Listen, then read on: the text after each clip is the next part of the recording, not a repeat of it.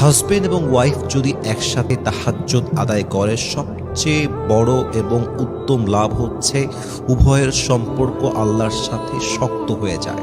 আল্লাহর সঙ্গে তাদের সম্পর্কটা বন্ধুত্বের মতো হয়ে যায়। স্বামী এবং স্ত্রী উভয়ে আল্লাহর নিকটবর্তী বান্দা এবং বান্দি হয়ে যায়। এর চেয়ে বড় লাভ কি প্রিয় ভাইয়ের আর কিছু হতে পারে?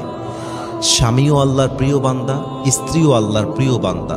আরে যেই বান্দা বান্দি আল্লাহর কাছে প্রিয় বান্দা বান্দি, তারা কি কখনো তাদের জীবনে বিচ্ছেদের দিকে যেতে পারে?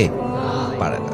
এজন্য সবচেয়ে বড় লাভ হচ্ছে স্বামী এবং স্ত্রী আল্লাহর সবচেয়ে নিকটবর্তী বান্দা এবং বান্দি হয়ে যায়। তাহাজ্জুদ মিস দেওয়া যাবে না। 2 নাম্বার লাভটা হচ্ছে স্বামী এবং স্ত্রী যখন একসাথে তাহাজ্জুদের জায়নামাজে দাঁড়িয়ে যায়, তাদের পারস্পরিক যে সম্পর্কটা আছে, এই সম্পর্কের মাঝে আল্লাহ বরকত দিয়ে দেয়, ভালোবাসা বাড়ায় দেয়, মায়া বাড়িয়ে দেয়। এবং স্বামী এবং স্ত্রী যখন একসঙ্গে তাহাজ্জুদের জায়নামাজে দাঁড়িয়ে যায়, আল্লাহর কাছে দোয়া করে, আল্লাহ রব্বুল ইজ্জাত ওয়াল জালাল উভয়ের জীবনের সমস্ত গুনাহ খাতাকে মাফ করে দেয়। পড়েন সুবহানাল্লাহ। চিন্তা করেছেন, যদি আপনারা তাহাজ্জুদ পড়তে পারেন স্বামী এবং স্ত্রী মিলে, আপনাদের সঙ্গে আল্লাহর সম্পর্কটা দৃঢ় হবে, স্বামী স্ত্রীর সম্পর্ক স্ট্রং হবে।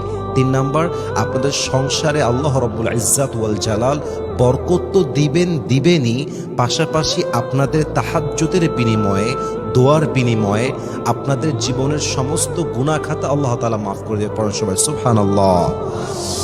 এবং 4 নাম্বার যে লাভটা হয় সেটা হচ্ছে যে আল্লাহ রব্বুল ইজ্জাত ওয়াল জালাল স্বামীর রিজিকে বরকত দান করে, স্বামীর কামায়ে বরকত দান করে। এবং সবচেয়ে বড় লাভটা হচ্ছে এই দম্পতির মাধ্যমে যে সন্তানটা আসে, আল্লাহ তাদের ঘরে নেককার সন্তান দান করে। সুবহানাল্লাহ পড়বেন না আপনারা সবাই? খালি লাভ আর লাভ, লাভ আর লাভ। সবচেয়ে বড় লাভ হচ্ছে স্বামী এবং স্ত্রী যদি একসঙ্গে তাহাজ্জুদের জায়নামাজে দাঁড়াতে পারে, নামাজ আদায় করতে পারে, আল্লাহর কাছে একনিষ্ঠভাবে দোয়া করতে পারে, এবং উভয়ের দোয়া যদি কবুল হয়ে যায়, স্বামী স্ত্রীকে আল্লাহ তাআলা দুনিয়াতেও যেমন একসাথে রেখেছেন, জান্নাতেও আল্লাহ একই ঘরে উভয়কে রাখবেন। পড়েন সুবহানাল্লাহ। এজন্য যদি সংসারে বরকত চান, স্বামী স্ত্রী ভালোবাসাকে বাড়াতে চান, নেককার দিনদার সন্তান চান, উভয়ের গুনাহকে ক্ষমা করাতে চান, উভয়ের সম্পর্ককে স্ট্রং করতে চান, পরিবারে বরকত চান, রিজিকে বরকত চান, আল্লাহর সঙ্গে সম্পর্ক যদি দৃঢ় করতে চান,